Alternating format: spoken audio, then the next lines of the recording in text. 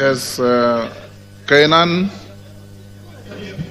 Thank you, Mr. Speaker. Mr. Speaker, I was privileged to be a member of parliament before CDF came into being. I was privileged also to see Engineer Karue apply his creative mind, Mr. Speaker, and come up with this unique development initiative, Mr. Speaker. And I've seen what CDF has done. I have represented two constituencies, Mr. Speaker.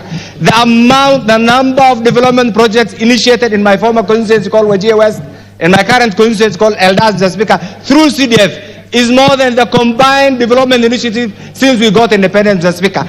In our place, we say CDF is our government. Mr. Speaker, I want to ask myself, the framers of the current constitution, if you read Article 1, sovereignty has been equated to representation.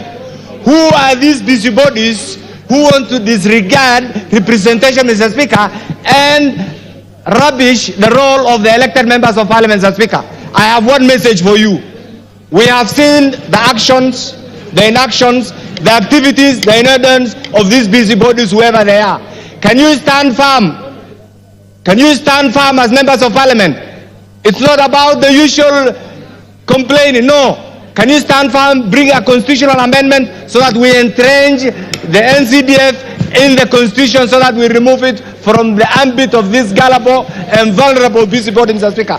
Mr. Speaker, for how long shall we deny Kenyans the right to enjoy a piece of the national cake, Mr. Speaker? I'm shocked and dismayed, Mr. Speaker, to see a ruling, and ideally, Mr. Speaker, the role of the three arms of government, Mr. Speaker, is interdependent, is to support each other for the good of the well-being of Kenya, Mr. Speaker. But when you have a targeted approach, Mr. Speaker, to rubbish one arm, then doesn't add value. Mr. Speaker, finally, what I want to say is this.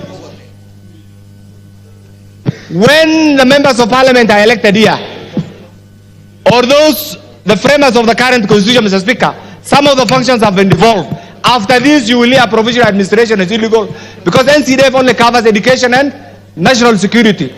Are those two functions, Mr. Speaker, county functions? They are not county functions. These are national functions. So, colleagues, if you want to remain relevant, I know it's not the ambit of the members of parliament because we have delinked NCDF from the member of parliament. It's completely an independent entity. That still is being pushed to the member of parliament. I beg you, if you want to remain relevant, if you want your constituency to develop, stand firm, wake up tomorrow, put your heads together, put this entity, entrench it in the constitution so that there is no room for any busybodies. Thank you, Mr. Speaker. Kadambi. Charity Kadambi.